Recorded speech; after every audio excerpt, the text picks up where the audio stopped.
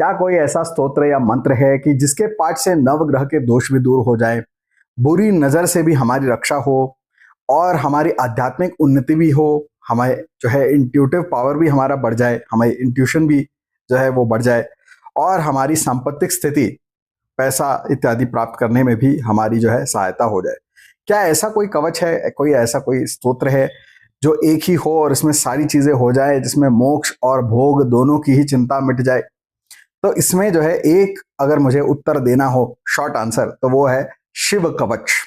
शिव कवच एक ऐसा कवच है जो बहुत ही अमोघ है और इसमें आपको आध्यात्म यानी कि मोक्ष और भोग यानी मटेरियलिस्टिक अचीवमेंट्स दोनों ही चीजों में आपको मदद मिलती है। साथ ही साथ में एस्ट्रोलॉजिकली नवग्रह की जो दोष है वो, बुरी नजर से प्रोटेक्शन है वो, इंट्यूशन बढ़ाने के लिए, इंट्यूटिव पावर के लिए भी है, वो भी इसमें आपको प्राप्त हो जाता है और साथ में आपकी सांपत्तिक स्थिति भी इंप्रूव हो जाती है और दुर्धर व्याधि से आपकी रक्षा करने के लिए भी ये कवच आपकी मदद करता है। शिव कवच के दो वर्जन्स हमारे शास्त्रों में हमें पढ़ने को, देखने को मिल जाते हैं। पहला जो वर्जन है वो आता है ब्रह्मोत्तर खंड में, जो आता है स्कंद पुराण के अंदर, यानी कि स्कंद पुराण में ब्रह्मोत्तर खंड है जिसके अंदर ये स्तोत्र मिलता है, जहां पर उसका नाम है अमोघ शिव कवच।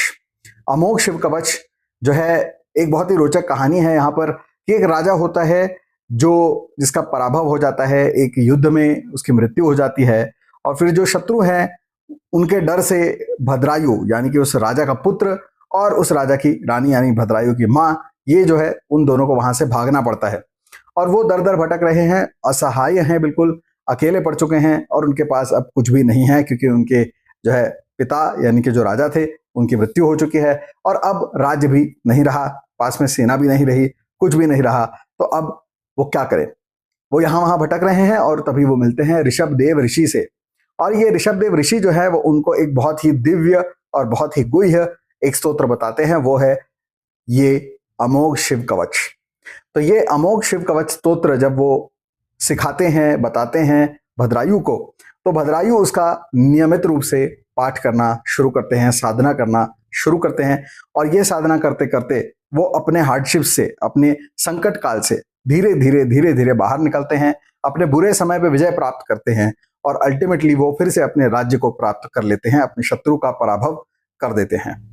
तो ये उसकी कहानी है और ये कहानी के माध्यम से स्कंद पुराण में ये अमोघ शिव कवच आपको पढ़ने को मिल जाएगा और ये सबसे जो है एक इंपॉर्टेंट स्तोत्र है क्योंकि इसमें आप अगर बात करें कि थर्ड आई के बारे में, आज्ञा चक्र के बारे में, इंट्यूशन पावर के बारे में, विल पावर के बारे में, तो आप देखेंगे कि जिन जिन लोगों ने इस कवच या स्तोत्र को पढ़ा है उन सबको मेडिटेशन में बहुत ज्यादा डेप्थ प्राप्त होती है, उनका मेडिटेशन और ज्यादा गहराने लगता है, उनको बहुत सारे इंट्यूटिव जो है उसमें आभास होने शुरू हो जाते हैं। तो आज्ञा चक्र एक्टिवेशन या आज्ञा चक्र की शुद्धि और उससे निकल के आने वाली जितनी भी फैकल्टीज हैं, चीजें हैं, जैसे कि इंट्यूशन और विल पावर का बढ़ना, ये दोनों ही चीजें अमोघ शिव कवच पढ़ने वाले लोगों को उसकी अनुभूति हमेशा होती है और इस कवच में ऐसे कुछ उल्लेख भी आपको पढ़ने को मिल जाते हैं। साथ ही साथ में जितने भी बड़े बड़े दुर्धर रोग हैं, व्याधि है, उससे रक्षा होती है, ऐसा भी इस स्तोत्र की फलश्रुति में लिखा गया है।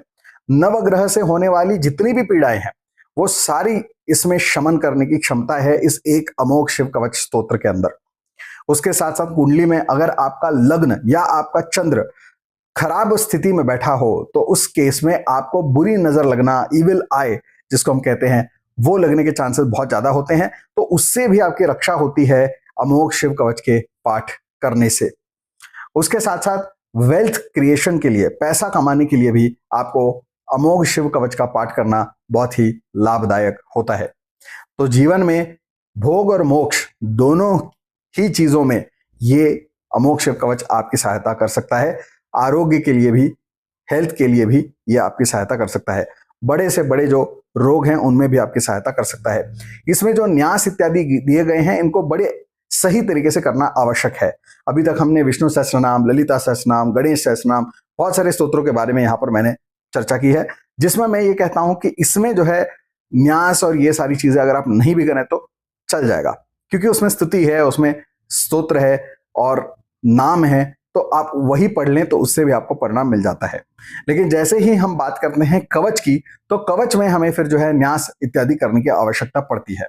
और यहाँ पर शिव कवच में विशेष करके जो अंग न्यास और कर न्यास बताए गए हैं, ये करना यहाँ पर बहुत ही आवश्यक होता है। सुनने में ये बहुत ही कठिन लगता है कि ये कोई तांत्रिक बात है, लेकिन ऐसा बिल्कुल भी नहीं है। वहां पे जिन जिन अंगों की बात की जाती है, अलग अलग मंत्र के बाद एक अंग बताया जाता है कि जैसे शिर से स्वाहा या नेत्र त्रया या वशट या वौषट या इस प्रकार की कोई भी चीज है। मैं अलग अलग स्तोत्रों में अलग अलग तरीके से न्यास होता है, मैं सिर्फ एक एग्जाम्पल दे रहा हूं। तो आपको बस उन जगहों पर स्पर्श करना होता है। यानी कि जैसे अगर वहां पे शिरसी या शिराहा के बारे में बात हो रही है तो उसका मतलब कि सर, तो आपको सिर्फ अपने सर पे स्पर्श करना है। अगर नेत्र त्रयाय कहीं आपको आ जाता है तो इसका मतलब है आपकी दोनों आंखें और ये तीसरी आंख, तीसरा नेत्र माना जाता है, तो इसलिए इस प्रकार से इसको स्पर्श किया जाता है। और फिर वहां पे जो जो आपको पढ़ने को मिलेगा, बस वही सारे जो आपके अंग हैं उनको आपको स्पर्श करना है। आपको हाथ, अगर वहां पे आते हैं हस्त लिखा हुआ है तो हाथों को स्पर्श करेंगे, शोल्डर्स को स्पर्श करेंगे, पैरों को स्पर्श करेंगे, इस प्रकार से वो न्यास होते हैं। तो बेसिकली न्यास का मतलब क्या है कि आप मंत्र पढ़ेंगे और फिर उस अंग को आप स्पर्श करेंगे। तो उसका मतलब है कि वो जो बीजाक्षर है, वो जो मंत्र है, वो आपने अपने शरीर पे उसको धारण कर लिया है। और इसलिए आप अपने साइकिक चैनल्स को भी यहाँ पर ओपन करते हैं और अपने इर्द गिर्द एक प्राण शक्ति का कवच निर्माण कर लेते हैं, मंत्र शक्ति का कवच निर्माण कर लेते हैं। ये उसके पीछे की भावना है। तो आपको यहाँ पर एक अंग न्यास मिलता है जहां पे अलग अलग अंगों को आप स्पर्श करके ये मंत्र वहां पर लगाते हैं। और उसके बाद आता है एक कर न्यास। कर मतलब हाथ, कर न्यास का मतलब होता है हाथों की उंगलियों पे न्यास करना। तो यहां पर होता है अंगुष्ठाभ्याम नमः, तर्जनीभ्याम नमः, तो उसको बस स्पर्श करना होता है। अंगूठा, अंगुष्ठ, तो यहाँ पे स्पर्श करेंगे। तर्जनी का मतलब होता है ये इंडेक्स फिंगर, इसको स्पर्श करेंगे। मध्यमा, मध्यमा को स्पर्श करेंगे। अनामिका का मतलब है रिंग फिंगर को स्पर्श करेंगे। और कनिष्ठिका का मतलब होता है छोटी जो उंगलियां हैं उनको स्पर्श करेंगे। जस्ट इन केस, क्योंकि बहुत सारे लोग आजकल इंग्लिश मीडियम में पढ़ते हैं और मुझे पूछते हैं बाद में कि ये अनामिका और तर्जनी ये क्या है, तो ये इसलिए मैंने आपको बताया। तो बस उसको स्पर्श कर देना है और उसके बाद आप आगे बढ़ते हैं। वहां पे जो मंत्र है वो आपने इसको यहाँ पर उसको प्लांट कर दिया, उस मंत्र को आपने यहाँ पर धारण कर लिया बेसिकली, और अब आप उसको आगे लेके जाएंगे। तो इस प्रकार से ये कवच और ये मंत्र शक्ति का कवच आपने अपने इर्द गिर्द बना लिया है। और फिर उसके आगे स्तुति भी आती है और बहुत सारी चीजें उसके अंदर आती हैं। आप जैसे जैसे उसको पढ़ेंगे तो आपके अंदर के योगिक चैनल्स खुलेंगे, आपका आज्ञा चक्र खुलेगा, आपके इंट्यूशन पावर भी बढ़ेगी, विल पावर भी बढ़ेगी, और साथ में जैसा मैंने कहा आपके रोगों से रक्षा होगी, शत्रुओं से रक्षा होगी, और सांपत्तिक स्थिति को सुधारने में आपको मदद मिलेगी। और साथ ही साथ में बुरी नजर से बचने के लिए भी आपको यहाँ पर सहायता मिलेगी। चंद्रमा जो है उसको बारे में ये कहा जाता है चंद्रमा मनसो जाता। तो चंद्रमा की देवता जो है शिव जी हैं, और शिव कवच यहाँ पे जब हम करते हैं तो कहीं ना कहीं हम अपनी चंद्रमा के दोषों को भी यहाँ पर सबड्यू करते हैं, कंट्रोल में लाते हैं। चंद्रमा वीक होने की वजह से, या चंद्रमा अगर पाप कर्तरी योग में है तो उसको जो है रक्षा प्रदान करने के लिए भी शिव कवच अगर आप पढ़ते हैं तो आपको बहुत ज्यादा यहाँ पर लाभ होता है। साढ़े साती जैसी जो चीजें हैं, साढ़े साती बेसिकली चंद्र के पोजीशन पे बेस्ड होती है। यानी चंद्र राशि के 12वें घर में जब शनि आता है तो उसे हम साढ़े साती की शुरुआत कहते हैं। तो चंद्र राशि से 12वीं राशि में जब शनि आता है तो पहला जो है उसको ढैया बोला जाता है। फिर आपकी चंद्र राशि में शनि आएगा 2.5 साल, उसको दूसरा ढैया बोला जाएगा। और चंद्र राशि से अगली राशि में जाएगा तो उसको आखिर का ढैया बोला जाएगा। तो इस प्रकार से 2.5 करके 7.5 साल यहाँ पर माने जाते हैं। तो ये चंद्र राशि के आधार पर है, और इसीलिए यहाँ पे अगर आप शिव कवच का पाठ करते हैं तो साढ़े साती में भी आपको ये बहुत ज्यादा लाभ देगा, क्योंकि चंद्रमा को ये बलवान करेगा, जिसके कारण शनि महाराज आपको कुछ भी बिगाड़ नहीं पाएंगे। और शनि महाराज स्वयं जो है शिव जी को अपना गुरु मानते हैं। ऐसा यहाँ पर एक पौराणिक कथा भी है, मान्यता भी है, और जिसके कारण यहाँ पर शनि आपको ट्रबल नहीं करेगा। तो इसलिए भी शिव कवच का पाठ आपको करना चाहिए। शिव कवच के ये सारे बेनिफिट्स हैं, और उसके साथ साथ बहुत और भी ज्यादा बेनिफिट्स हैं, लेकिन ये वीडियो लंबा हो जाएगा। शिव के कवच का जो है दूसरा एक वर्जन भी है, जो अमोघ शिव कवच नाम नहीं है, उसका सिर्फ शिव कवच नाम है। ये आता है ब्रह्म वैवर्त पुराण में, और यहाँ पे भगवान विष्णु ने स्वयं शिव कवच बताया है नारद मुनि को, क्योंकि नारद मुनि जो हैं वो कुछ तपश्चर्या कर रहे हैं, और उसके लिए उन्होंने बहुत बड़े बड़े प्रण ले रखे हैं, कुछ बड़ी शपथ ले रखी है कि मैं ये सारे नियम फॉलो करूंगा, और इस प्रकार से। तो उसमें उनकी रक्षा करने के लिए भगवान विष्णु उनको शिव कवच बताते हैं। तो यहाँ पे फिर से एक बार ये बताया गया है कि साधना करने के लिए इंट्यूटिव पावर के लिए, तपाचरण करने के लिए भी ये शिव कवच आपको मदद करता है।